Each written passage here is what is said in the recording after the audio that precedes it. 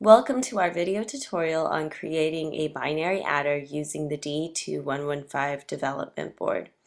Before we get started, you'll need a couple of resources when you first begin using this development board in order to get it to work on your computer. So we're going to go to Terrasic's website to get those resources. So here we are on Terrasic's website.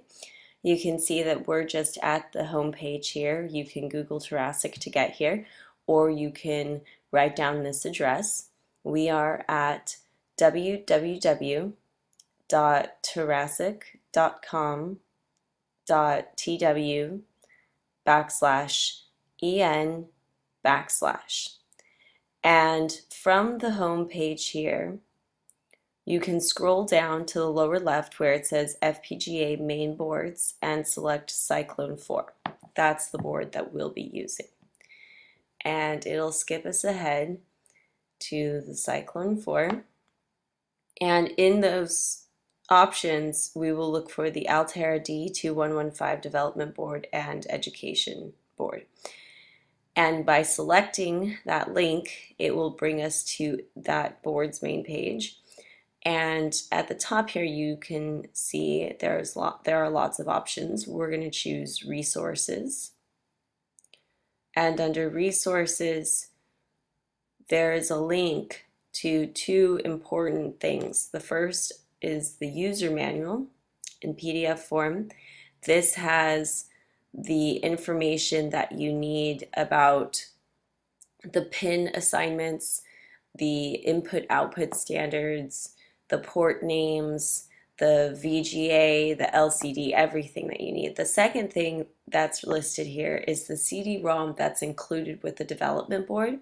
And this CD-ROM is most important because it has the data sheets. And the data sheets for each of the ports and all of the hardware have more specific information about timing and instruction set and signals. So once you've downloaded these, you're good to go. Once you've downloaded all of the software that you need, when we go to update our drivers, you will need to remember this path and directory for choosing the correct drivers to install for your PC in order to see the development board. We're going to show you that step next, but first you may want to write down this path. And it is under your C drive. You're going to go into your program files, go to Altera 11.0, Quartus, drivers, USB Blaster. This is the path name you'll be selecting when you tell your PC to look for these drivers. Once you have all of your software downloaded to your computer and installed, you will need to go to the device manager to update your drivers so that it can see the USB Blaster. This is when you will need that path name and directory I gave you just before. And under Device Manager, you will go to Other Devices. You will search for Other Devices, and you should see USB Blaster there. And when you open the USB Blaster window, you can go to Driver and tell it to search my computer for drivers, and that's when you give it that directory and then select OK. This is what the window will look like after you've selected. So now that our computer sees the development board, we're going to open up the Quartus 2 software and use the new project wizard to create our first project. And it's a greeting window, and you'll see it when you first get there. And it guides you through the steps that you need to do. You need to create a directory for your project. You have to, name your project and also set the top level entity. And this is, if you're new to using the Quartus 2 software, perhaps you're familiar with this already, but when you do go to compile and implement your design, you may come up with errors that your top level entity is undefined. So just be cognizant of that. That is something that you need to declare before you compile in order to get your design to successfully be synthesized. So now that we have our directory, the next step is to add any files that we want as part of our project that may be pre-existing.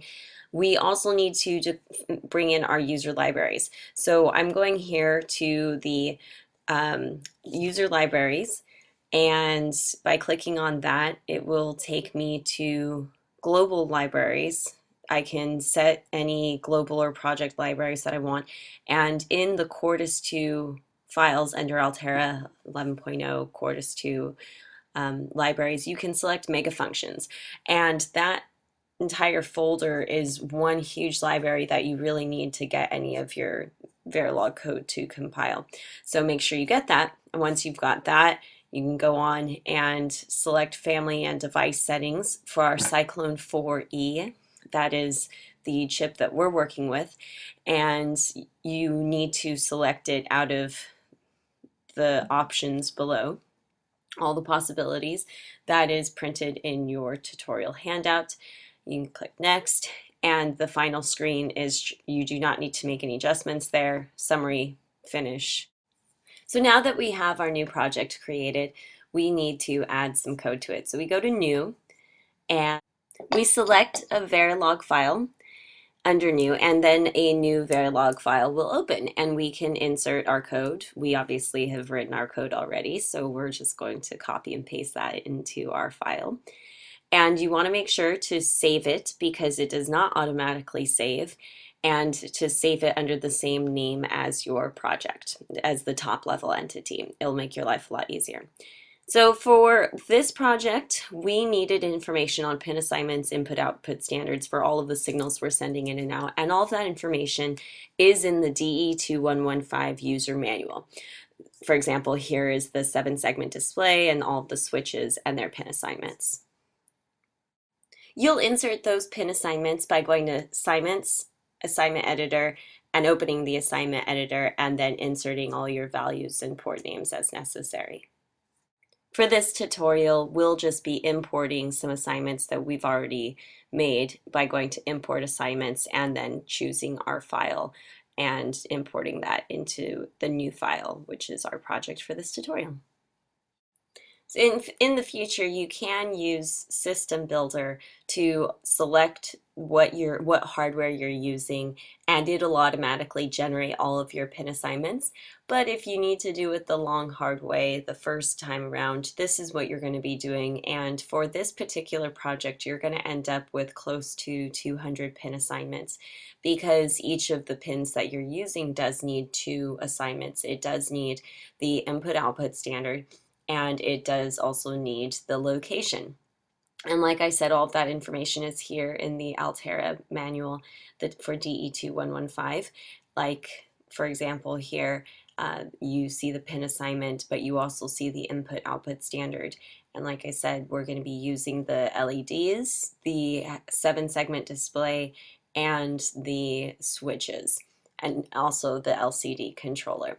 So for the LCD controller, you will need more than the pin assignments. So you'll also be referencing the LCD data sheet to get information off of that on how to use it. To use the System Builder, go to your desktop where you will find the System Builder icon. That's after you've downloaded all the software, and insert your project name. You'll want to make sure that these things match. Once your project name has been entered, you'll want to select everything that we're using. We're using the clock, the LEDs, the buttons. We're not using the TV decoder, the 7-segment display, the LCDs, the switches, and then select the correct input-output voltage and standard. Generate, click Generate. And when the new window opens, this is where you're saving this file to. And you'll need to reference this because then you will go and open that file directly, binary adder. And when that opens in the Quartus 2 software, this is then where you will add your project files. Here's just an example of some code and what is being used here.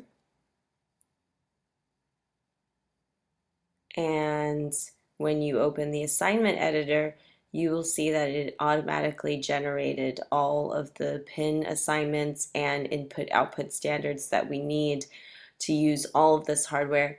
We're not using all of it, so you could delete the ones that you're not using if you just want to make it a little bit clearer. But that's the system builder. Before coding the LCD controller, you'll want to make sure you downloaded its datasheet from that CD-ROM link we showed you in the beginning of this tutorial. In determining your code for the LCD controller, this datasheet is going to be your best friend. If you do need to send it 8-bit binary, this is the chart that you can use to determine each and every character that you want to display the upper and lower for. You will also need to reference the commands for the data bus and also what signals need to be sent with RS and RW. And all of that information, including the initialization sequence that the LCD controller does need to go through in order to work, is all here in the data sheet. And just to note something that we came across as we were building this sequence does not say to turn on the display, but you do need to do it as your intuition probably already told you. Just make sure to include that in your initialization sequence. So now that we've magically gotten our pin assignments and a little gnome magically created all of our code for us, we are ready to compile our design. And in compiling our design, we ran across an error, and that error was, as I mentioned to you, generated out of the top level entity not being defined. And this is a pretty common error when you are first getting started. We copy and pasted our code, but the module name was something different other than what the top level entity was. And so we just needed to go back in and redefine that. And now on the second go around, our code will hopefully compile. So we wanted to show you the full compilation process just to show the pretty standard timing that it takes for the design to compile. You can see in the lower left corner the progress in each of the steps. And it is, it's not going to happen right away. And if your computer's going slow, these computers are great and it still takes a while. So don't expect it to happen right away. Don't be afraid if it's not happening right away for you. And just as a note, you'll see lots of blue warnings pop up. It will still compile with warnings. Obviously, if you get an error, it's not going to compile, and you will need to double click on the error when listed here, and it'll take you to the place in your code where the error is being generated from. So you just saw the note that it was successful. We're going to go down to Program Device, and the Programmer window is going to open. Our USB hardware, USB Blaster, is showing up. If it was not, you would select on Hardware Setup and select USB Blaster, and then just close the window, and then it should appear. You're going to click the Start button, and you can watch in the upper right corner as it progresses through the synthesis. So this is just a snippet of what the end results will be when you've compiled and synthesized your design.